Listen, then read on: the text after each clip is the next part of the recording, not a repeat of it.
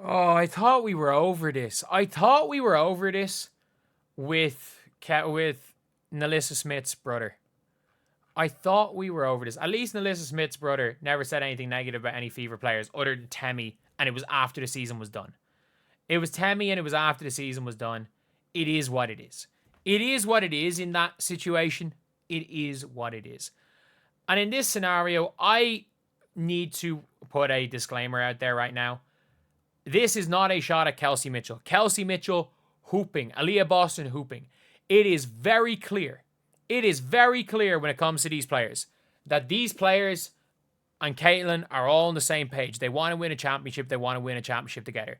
This is not a knock on any of these players. This is absolutely not a knock on either of these players, by the way. But at the same time, just like with some of the stuff Nalissa Smith's brother was saying last year, is not a knock on Nalissa Smith. It is not like players' families do not speak for them. But I mean this when I say this. If you are a member of the Indiana Fever, please make sure your family does not have Twitter fingers, because this is going to happen. So this is a post here talking about this. Clark's delusional fans stay mad and call me all the names in the book, but we all saw, including y'all, who carries my Fever team. We all know who the offense should be ran through. Whether you like it or not, these two players can win some games without Clark, but Clark can't win a single game without them. Clark has not played a single game in her career without either Kelsey Mitchell or Aaliyah Boston, so nobody knows. I mean that. Nobody knows. Can Clark win without Aaliyah Boston and Kelsey Mitchell? Maybe. Nobody knows. But Clark has not won a single game. And by the way, we all know that this team is 4-7 without Caitlin Clark and 8-5 with Caitlin Clark. Big difference. They played 13 games with Caitlin Clark. They're 8-5. They've played 11 games without Caitlin Clark. They're 4-7. And they've had a harder... Actually, I would say they're probably strength of schedule is about even. Strength of schedule is about even. With Caitlin Clark, they're 3-1, or they're 2-1 against the Atlanta Dream. They're 1-1 against the Liberty. Without Caitlin Clark, they're 0-2 against the Liberty. Without Caitlin, in fairness, they're better against the Aces without Caitlin Clark, I guess. They got a fluke win, the Commissioner's Cup. And then Kelsey Mitchell's sister, I gotta agree. Kelsey Mitchell's sister, and like this is the one that I don't understand. Kelsey Mitchell's sister, I don't know who this person is, interacting positively with a person who said it's time to start talking about how Caitlin Clark is ruining Fever momentum. With her, I don't see them making the playoffs. When she was out, I could see them upsetting New York's and Minnesota in the playoffs. Yeah, no. They lost to a New York Liberty team that trolled for 2.5 quarters and played at 20% speed, and they just got up to 70% speed and destroyed them. But like Fever are winning 8 out of 13 when they're playing. Like that's obvious. That is absolutely obvious. When families both come out on social media to dog Caitlin, I think about what's being said behind closed doors. Look, I don't think there's anything said behind closed doors. But the problem is that again, if family keep talking, that's what's gonna happen. Like that's the type of thing that's gonna really start to, that could end up pissing off the locker room, where people get pissed and start showing and showing all like and like getting angry at this. At the end of the day, look, the players, I think this is a tight-knit group. I don't think the players are letting the fans affect them. I think Nalissa Smith did last year. I think Kelsey Mitchell knows she gets easier shots when Caitlin Clark is there. I think Kelsey Mitchell knows they don't win if Caitlin Clark's not there. I think she knows. I think Aaliyah Boston knows that. Aaliyah Boston, by the way, the quality of looks she gets with Caitlin Clark is scary. The quality of looks that she gets.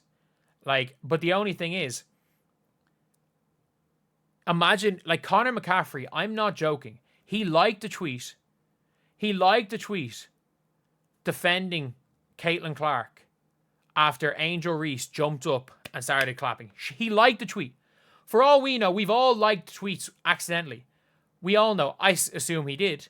But like, let's be real. His girlfriend got, if it was on the street, assaulted by another player, and then another player jumped up and celebrated it, and he liked a tweet against the other player. And then they called him a racist first. They called him all the names under the bus. If Connor McCaffrey was out here tweeting anti-Kelsey Mitchell or or if Connor, or not it, or Colin Clark, if he was out there tweeting anti-Kelsey Mitchell or Aaliyah Boston stuff, could you imagine? Could you imagine what would be happening? Could you imagine if they were tweeting out CZ8 so forth. Just look at the record. It is what it is. But could you imagine the anti-Caitlin Clark stuff that would be said if that Caitlin Clark would demand Caitlin Clark to speak up? If Colin Clark said Natasha Howard was looking, they were better off without Natasha Howard, and Natasha Howard's looking off Caitlin Clark, which she does. Could you imagine that? But no, just like we all saw it. Conor McCaffrey liked a few tweets. Not even bad tweets.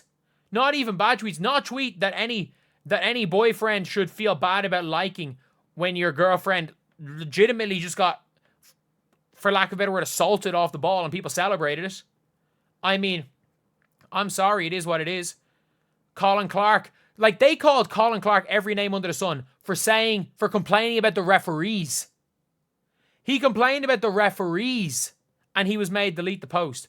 And then he got called every insult imaginable.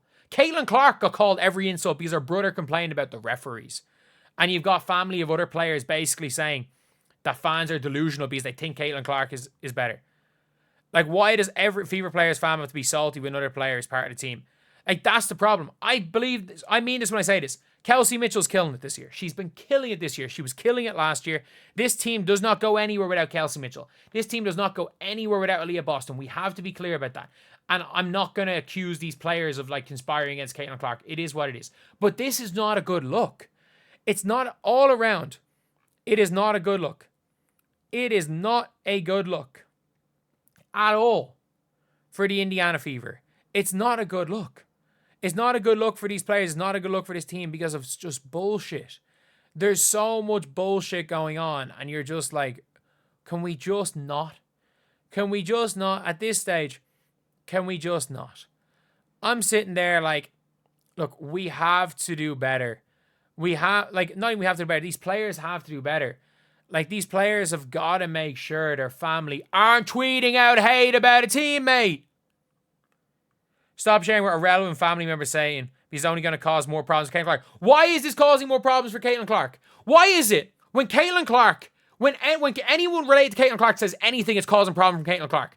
When Kelsey Mitchell's family are talking shit about Caitlin Clark, it's a problem. It's going to cause problems for Caitlin Clark. Why is it that Caitlin Clark is the person who gets blamed for everything? She just sits there and does nothing. She doesn't do anything. She just tries to hoop and now is rehabbing an injury. Why is it always Caitlin Clark's fault? And by the way, this is not Kelsey Mitchell's fault, by the way. This is not Kelsey Mitchell's fault. And I mean this is not Kelsey Mitchell's fault. But why is it when Caitlin Clark's family say or do something, anything, even if it's not relevant to Caitlin Clark, it's Caitlin Clark's fault. Why is it then when other players' families are shit-talking Caitlin Clark, it's Caitlin Clark's fault again? Why is it that when Alyssa Smith's brother is, shit-talking Aaliyah Boston, apparently it's Caitlin Clark's fault years ago. In 2023, it's Caitlin Clark's fault. Why is it that it's always Caitlin Clark's fault? Everything is causing problems for Caitlin Clark. Why? And by the way, Caitlin Clark's not even freaking playing right now. If anyone has a reason to hate Caitlin, it's Kelsey and her fam. Y'all give all the credit she deserves to that garbage can. Kelsey Mitchell hardly had a 25% career win rate before Caitlin Clark got there. 25%. She had the worst career win rate of any player in the history of the sport that played that many seasons before Caitlin Clark came. From the day Kelsey Mitchell set foot in the league until Caitlin Clark showed up, she was on the worst 6-year stretch in the history of the sport. And by the way, that's not a knock on Kelsey Mitchell. Caitlin Clark benefits greatly from Kelsey Mitchell. Kelsey Mitchell is a hooper. She is a absolute hooper. But at the end of the day, without Caitlin Clark, she is a finisher. And without Caitlin Clark there, making her shots easier, it is empty stats what she puts up. She puts up the same stats on winning teams and losing teams. Without Caitlin Clark, it becomes empty stats. Like, Kelsey Mitchell is a finisher. She is a player you give the ball, you run an offense to. You run the offense to Kelsey Mitchell, she goes and scores. You run an offense through Caitlin Clark. When you run through Kelsey Mitchell, it's empty stats, and they're running through Kelsey Mitchell right now. We all, like anyone who understands basketball knows the difference between a finisher, and you need elite finishers, by the way. You need elite finishers. And all that this is going to cause is, people that hate Kelsey. I think Kelsey's super. I think with Caitlin Clark, Kelsey Mitchell is a super effective finisher. I think without Caitlin Clark, when Kelsey Mitchell goes iso ball, she's a volume shooting empty stats player. I think when Kelsey Mitchell becomes this off the ball spot up player cutter, she becomes a winning basketball player. And I think Kelsey Mitchell has both of them in her. I think with Caitlin Clark, Kelsey Mitchell's a winning basketball player.